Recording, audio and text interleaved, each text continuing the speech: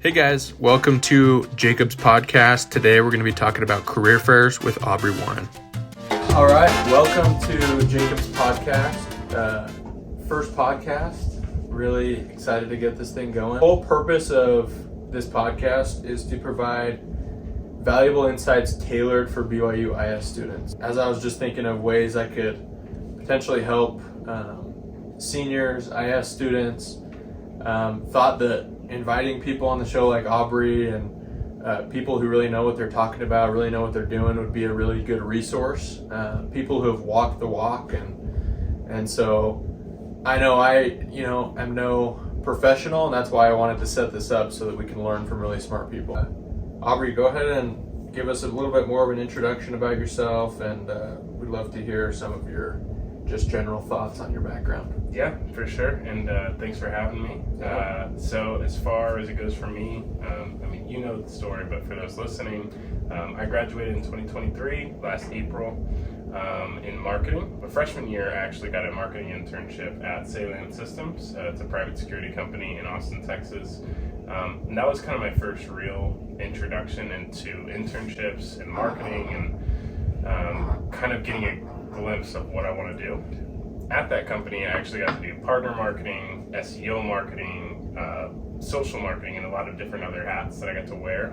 It was a smaller company, about 100 employees or so, but that's really where I was like, okay, this is what I want to do. Let's go for it. Come junior year, I got accepted into the marketing program. Like, all right, I've got to get my internship. Like, everybody has these nice internships that they're going for. And I was actually just sitting on my couch one day, and so I actually saw that IBM was there was a job posting for a marketing internship in Austin, Texas, which is actually where I'm from.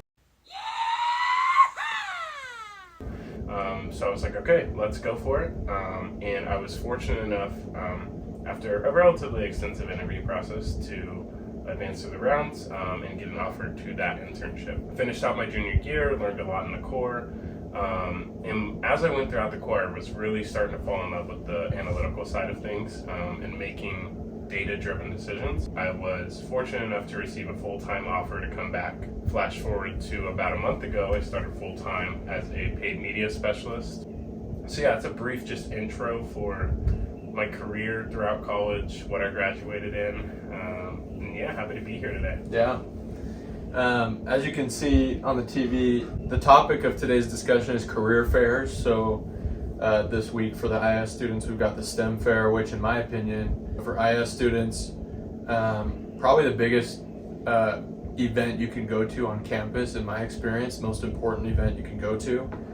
The reason I say that is there's a lot of employers who are there to actually hire you. I've gone to some events where 90% of the firms are looking for accountants. Bruh. Or whatever, and so that's always a little frustrating, but the STEM fair is legit, it's the real deal, and so encourage all of you to go out and attend that. But before we get into that discussion of career fairs, wanted to get into, could you bring up data analytics? A lot of our students, including myself, are interested in data science, data analytics. I was at the inauguration today of President Reese. He's a statistician guy. Yeah. The quote was brought up a couple times, informed, or when you have good information, you make good decisions, something along those lines. Right. Just want to get your thoughts on data. Why is it meaningful to you? Why do you think it is so valuable? What do your skills kind of bring to the table at IBM from a data standpoint? I think all throughout my life, I've always thought data was something that was only for the tech guys, or like was only like something that you had to be super, super skilled at and was this very niche thing. But in reality, data is all around us in everything that we do. Sports, business, even just traffic, and anything you can really think of, data is a part of. And so that's kind of what drove me to this data aspect, was what I'm going to be doing is transferable to so many different careers in so many different aspects of life that, say I'm not as passionate about one thing, but I have those data skills, I can transfer them to a different career. So I came into IBM with some basic skills that I had learned from the marketing core. So I had learned SQL, I had learned R, and Tableau, and that so far is kind of what I've stuck in. But the beauty of being at a company like IBM is there's always an opportunity to learn. There's a different team you can jump to or a different course you can take. They really pride themselves on learning as much as you possibly can, especially in that first 6 months to a year of your career. So far I've been able to directly translate from what I've learned at BYU into my job today. And I would just encourage anybody listening, like when you're thinking of, am I actually going to use this? Like, is this going to be super applicable to my job? You never know what project you're going to be put on. You never know what team you're going to be put on in terms of what skills you're actually going to have to use. So just soak it all in while you can and really, really hone those skills in so that when you get to that full-time part, you're not scrambling, you're not trying to go back and relearn a skill. You're ready to go day one. Yeah. I like that you bring that up because I think so many students, including me, I'm like so excited to get out in industry and start working that I'm almost like, all right, school is just a checkbox, which, I mean, let's be real, it is a checkbox to a certain degree. Like, I like that you bring that up, that there are actual like real skills that we learn in school at BYU, and I think BYU is so good at, particularly the business school, preparing their students for the type of work that they'll actually be working on. Yeah. And so, I mean, it seems obvious, but, you know, sometimes I need a reminder of that, yeah, I should go to class. Yeah. I should pay attention. I should really hone these skills in. Let's dive into career fairs. Why are career fairs important? One of the main things about career fairs is it's your chance to stand out. And if we go back to the data, when you think of the sheer number of applicants that are applying to your basic internship, let's say you have 100 applicants, and let's say 80% of those are online, and 20% of those have a face to their resume because they went to a career fair, who do you think is going to stand out? That 20%, right? Right. So career fairs, in my opinion, number one most important reason is it's your chance to put a face on your resume, to gain an inside connection to that internship that you're applying for, so that when it comes time to, okay, I'm reviewing Jacob's resume, oh yeah, I remember Jacob. He came to the career fair, we had a great conversation, we connected that he was a BYU fan, and it was awesome. Now you have a better chance of making it to the next round, which, as we know, then you can continue through those rounds. So reason number one, standing out. That seems like to be the most obvious. But number two would be to polish up your skills in terms of actually talking to recruiters. As you're going around to different booths, you're going to be asked to tell me about yourself, or tell me a little bit about what you've done or why you're interested in this company. It's almost like a free practice interview. Because one of the hardest questions that I've struggled with throughout my interviewing career is the tell me about yourself. Yeah.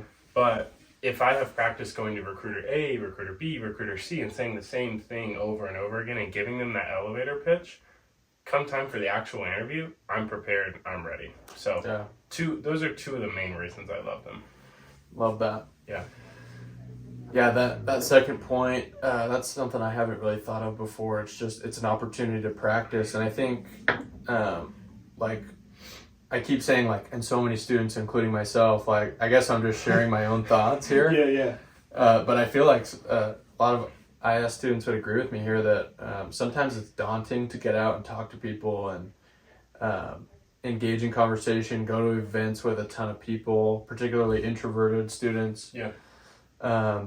And so just looking at it like you're practicing a skill, you're developing a skill, that's really what networking in general is. Absolutely. And like, I remember I was so intimidated to like network, and it just seems so daunting. And I did send out a survey to a bunch of the students. That was a big piece of their response is like, just like, I'm not really, I don't feel prepared to network. I'm not really motivated to network. Yeah. I think students understand that networking is important, but it's like actually going out and doing it that's intimidating. And I think with any skill, it's hard to start. But once you get started and work it and develop it like a muscle, then it becomes easier. It becomes more natural, and pretty soon you're just acing your interviews, like you said.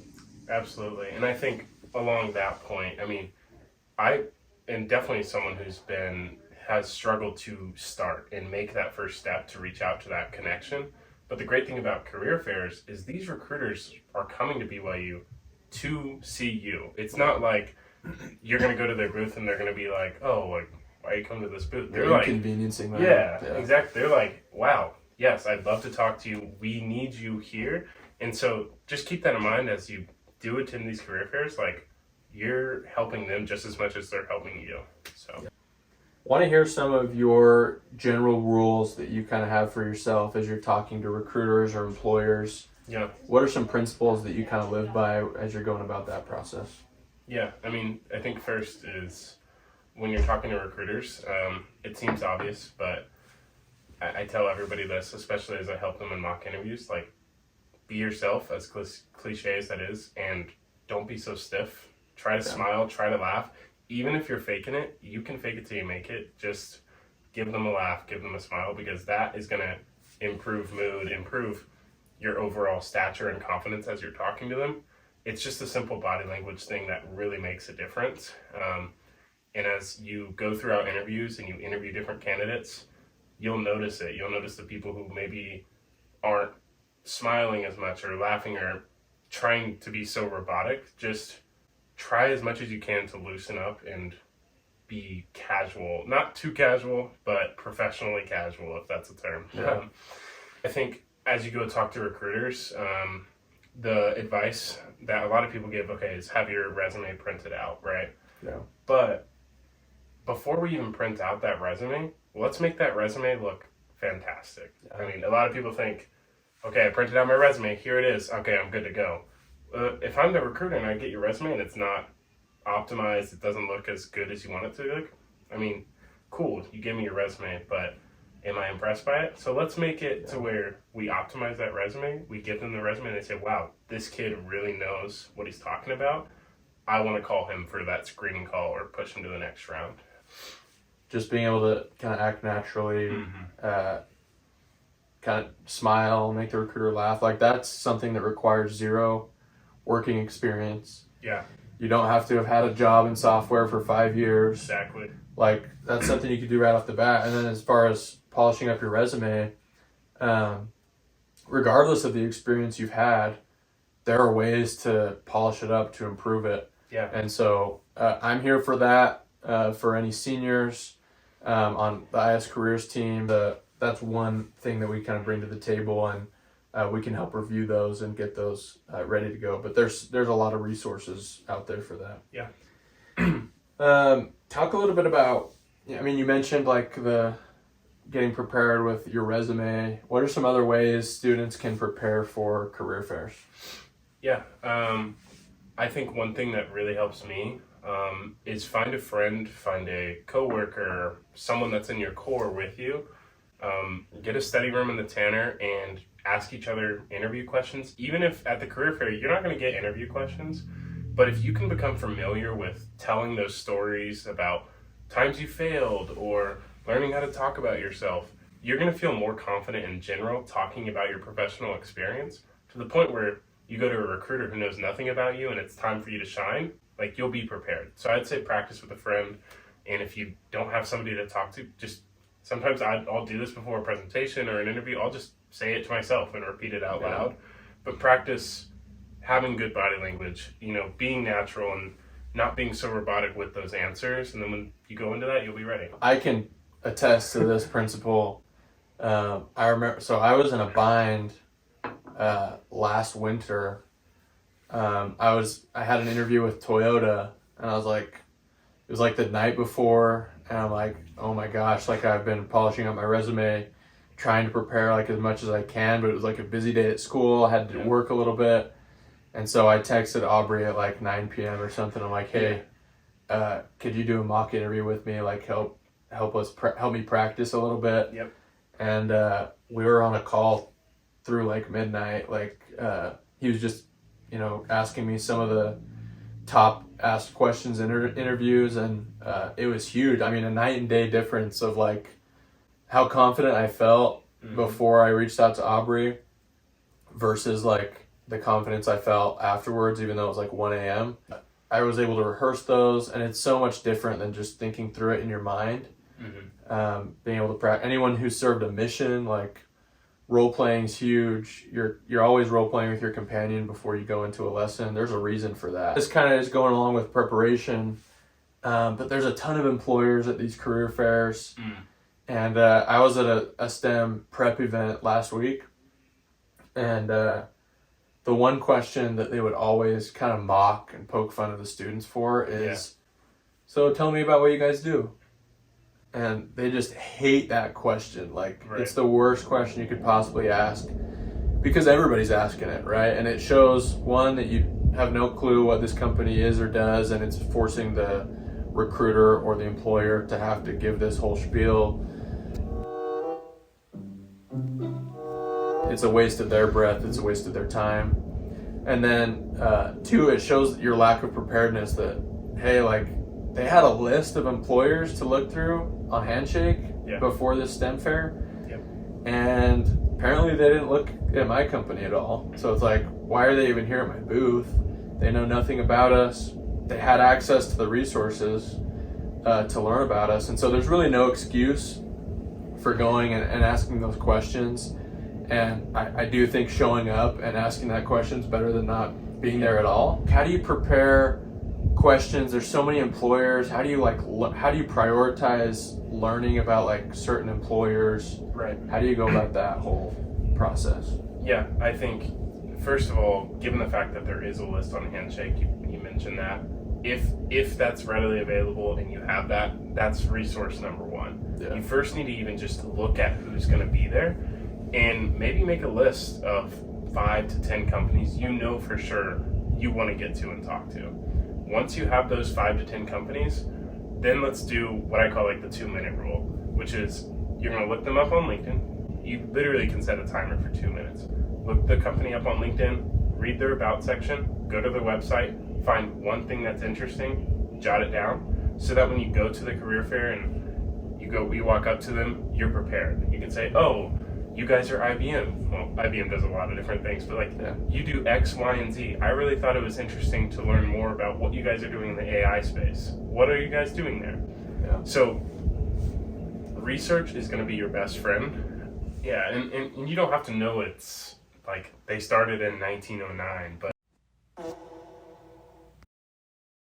just the basic fact that you can find on the website or on their LinkedIn, like to show that you do care about that company and you have researched them, that's going to help you stand out.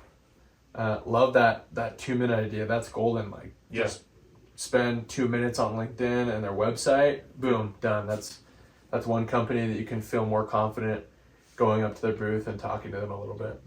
Talked about having a resume ready, but how do you kind of keep in contact with some of these employers and recruiters? Any skills or tips you can recommend there?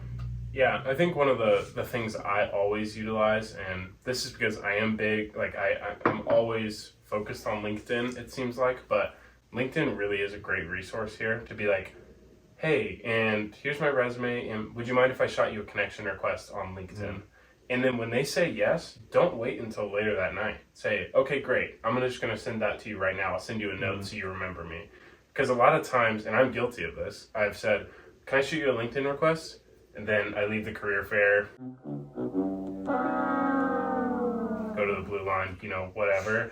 And then I'm like, crap, what was that guy's name? Or I can't find him on LinkedIn. So do it right there. And then that even shows them like, okay, he really cares about connecting with me.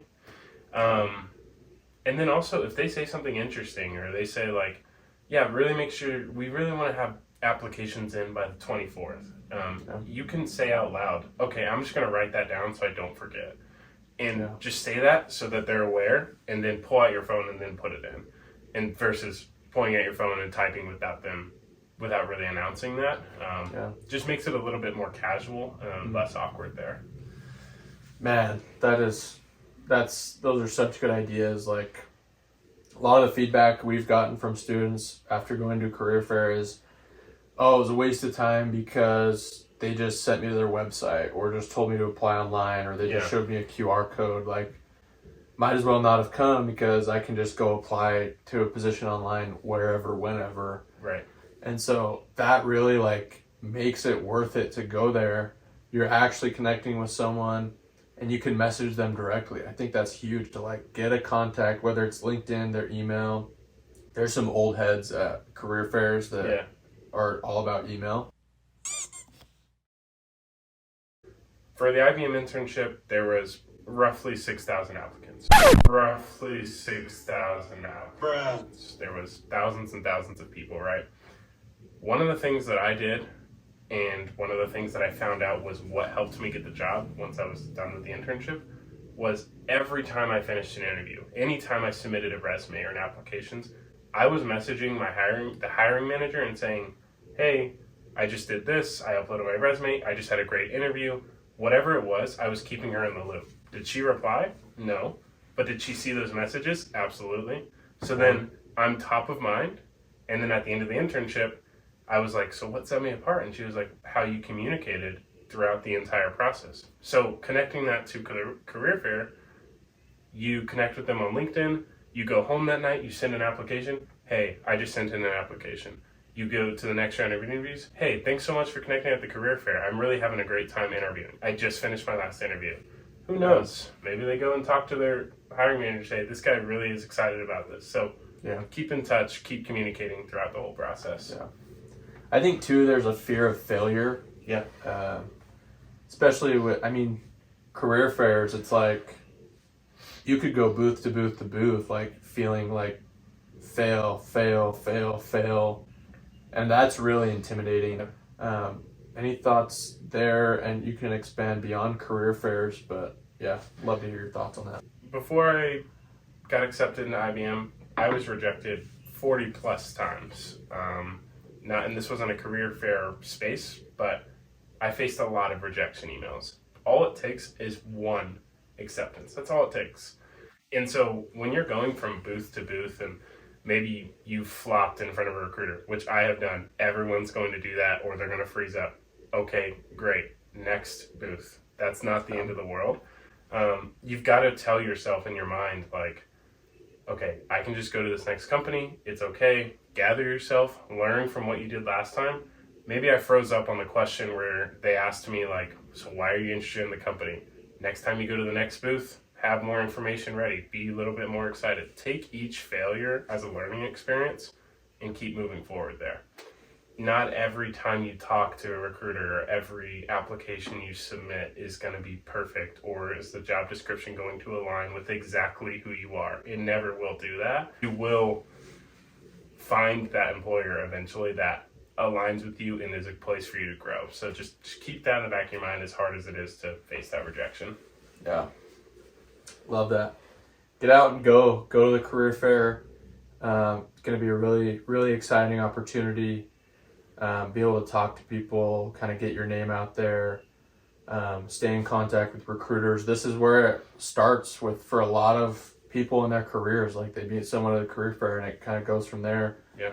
And not just the STEM fair, but there's other, fairs coming up. This is kind of a career fair season. Mm-hmm. And so a lot you can do to get involved. And so I just encourage you to do that. One last thought that I want to share is that BYU IS students are some of the best students in the world. Yeah. And I think we undersell ourselves or undervalue ourselves sometimes. The skills that we're learning, that we've learned in the core for the seniors, or if you're in the MISM, like those are like practical skills. Yep. We talked a little bit about this before, that you'll actually go and use in the workplace. And particularly like the ability to learn hard things and grow and overcome challenges, I think is something that's probably one of the greatest things I'm going to come out of school with from the business school. And employers value that so much. And BYU IS students really do stand out. I'm in a lecture series with Ryan Smith. Some of you might be in that lecture series. And he just kind of said the same thing. Like, you guys are rock stars. Like, there's a reason Qualtrics hires like so many BYU students. They're one of the top hiring companies in terms of hiring BYU students. It's like it's like BYU Campus 2.0 at Qualtrics. So Pipeline. just remember that and be confident. And confidence really does come from preparation. Any last thoughts, Aubrey, as we're talking about career fairs wrapping up here? I think just don't underestimate them. Take them seriously. Communicate effectively and be persistent. And if you do all those three things, one way or another, you're going to set yourself up for success. That's my final thought there. I appreciate that. Thanks, Aubrey, for coming on. Thank you. We're going to keep trying to do these things. I'll invite different people on with different experiences. Again, purpose of this is to provide valuable insights specifically for BYU IS students. I don't feel like I'm experienced enough or have enough like career experience to be able to provide all these insights like on my own. There's a lot that we can learn from people who have done it and walked the walk, and Aubrey, like I said, is one of those people. So thank you so much. Yeah, no problem. We'll see you next time. See you guys.